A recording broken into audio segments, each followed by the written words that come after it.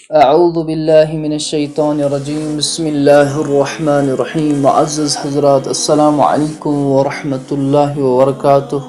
میں آج آپ کو اس شخصیت کے بارے میں تعارف کرانا چاہتا ہوں جس کا اسم گرامی محترم مقام امیر احمد خان صاحب المعروف پرویز احمد خان صاحب ہے۔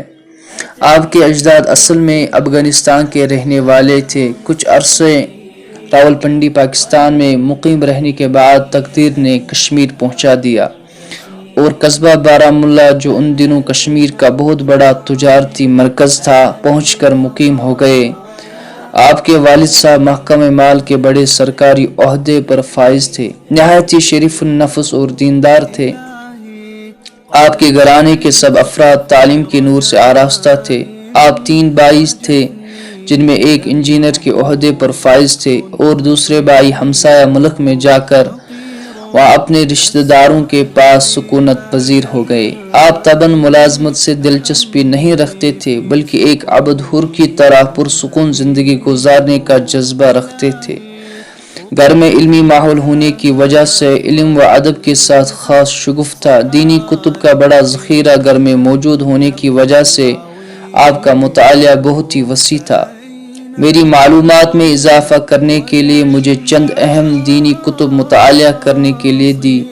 آپ نے اس زمانے میں گریجویشن کی تھی جس میں آپ اپنے والد صاحب کے اثر و رسوخ کی وجہ سے کسی بڑے منصب پر فائز ہوئے ہوتے، لیکن آپ کی عدمی دلچسپی کی وجہ سے ایسا نہ ہو سکا۔ بچپن سے ابتدائی شباب تک آپ ایک اچھے کھلاڑی بھی تھے، دینی تحریکوں کے ساتھ دلچسپی رکھتے تھے۔ اپنا قومی اور خاندانی لباس جو عین شرعی تقاضوں کو پورا کرتا ہے کے ساتھ آپ کو بچپن سے ہی دلچسپی تھی۔ اسی طرح نماز کے آپ بچپن سے ہی پابند تھے۔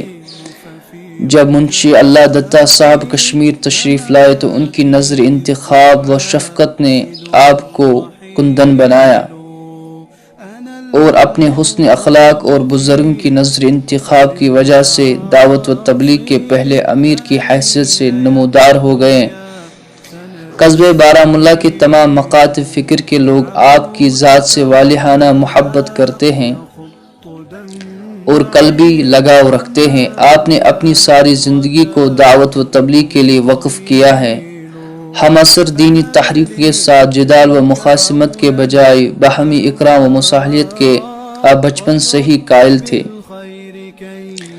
بارہمولہ کے عوام آپ کے حسن اخلاق کے معتقد ہی نہیں بلکہ فدوی ہیں۔ یہی وجہ ہے کہ جدید عیدگاہ بننے کے بعد مولانا عبدالولی شاہ رحمۃ اللہ علیہ صاحب اور بارہمولہ کے عوام نے آپ کو متفقہ طور پر اس کا امام بنایا۔ آپ نے علاقہ ناروا میں اور بارہمولہ کے دیگر مضافاتی علاقوں میں ابتدائی شباب سے ہی دعوتی محنت کی۔ اس کے بعد جوں تبلیغ کا ہلکا اثر بڑھتا گیا، آپ پر اتنی ہی زیادہ دعوتی ذمہ داری عائد ہوتی چلی گئی جنہیں آپ نے بحسن و خوبی انجام دیا۔ آپ کے عنفوان شباب میں بارہمولہ کے کئی اشراف گھرانے آپ کو عقد نکاح میں باندھنے کے متنمی تھے، لیکن محض دینی مصلحتوں اور مجبوریوں کی خاطر آپ نے کافی عرصہ تک تجرد کی زندگی اختیار کی۔ آخر چند ناگزیر مجبوری کی بنا پر آپ کا نکاح یوپی کے شہر مراد آباد کے ایک مضافاتی قصبے سنبل میں ایک بڑے عالم دین کے گھر میں 1981 عیسوی میں ہوا، اور اس طرح اللہ تعالیٰ نے آپ کو اولاد نرینہ سے نوازا جو انشاءاللہ شرافت و نجابت میں آپ کے صحیح وارث اور جانشین ثابت ہوں گے۔ آپ کا آبائی مکان چونکہ بارہمولہ کی فوجی چھاونی کے دائرے میں آ گیا تھا، لہٰذا کچھ وقت کرایہ کے مکان میں گزارنے کے بعد کانلی باغ بارہمولہ میں ایک رہائشی مکان بنایا جس میں آپ اس وقت سکونت پذیر ہیں اور آپ کی ذات مرجع خاص و عام بنی ہوئی ہے۔ آپ کو اپنے مرشد کی طرف سے خلق خدا کو روحانی نفع رسانی کے لیے بیعت کرنے کی اجازت بھی حاصل ہے، اور کافی نوجوان اور عقیدت مند آپ کے ہاتھ پر بیعت ہو رہے ہیں۔ آپ اکثر لمبے سفروں پر رہتے ہیں اور اپنی پیرانہ سالی کے باوجود دین کے ہر تقاضے پر عمل پیرا ہیں۔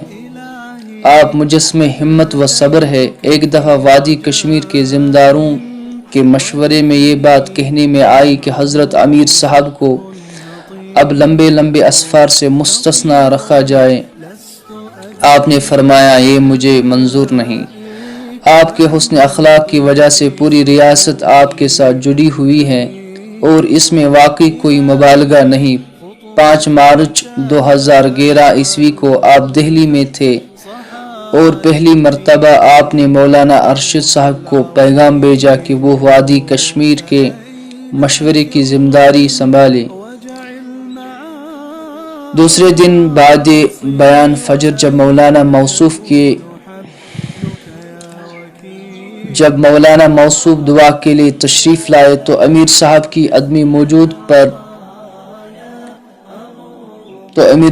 عدمی موجودگی پر خود بھی روئے اور مجمع کو بھی رلایا جب آپ نے یہ الفاظ فرمائے کہ آج ہم اپنے آپ کو بغیر سایہ کے محسوس کر رہے ہیں اور مجمع کو اس بات کا احساس دلایا۔ واقعی ہم ایسا عالی ظرف امیر حاصل ہونے کا شکر کرنے سے قاصر ہیں اور اس نعمت پر غور نہیں کرتے کہ اللہ نے امیر صاحب کی شکل میں ہم پر کتنا بڑا احسان کیا ہے اور صحبت صالح کیا چیز ہے۔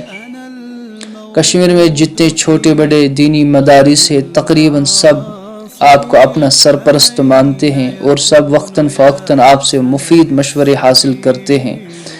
کشمیر کے سیاسی شور شرابے سے آپ نے ہمیشہ اپنے دامن کو بچایا اور حکام وقت امرا و رؤسا سے استغنا برتتے ہوئے یکسوئی کے ساتھ دینی خدمات میں لگے رہے اور اپنی ساری صلاحیتیں دعوت و تبلیغ کے لیے وقف کی۔ اسی کا نتیجہ ہے کہ آج دعوت کی اس محنت کے شدید مخالفین اور ان کے بچے جوق در جوق علماء اہل حق اور دعوت و تبلیغ سے جڑتے چلے جا رہے ہیں۔ فالحمدللہ علی ذالک، ماخوذ از کتاب مولانا الیاس رحمۃ اللہ علیہ کی دینی دعوت اور کشمیر، آسی غلام نبی فتح گڑھی، سرپرست ماہنامہ راہ نجات۔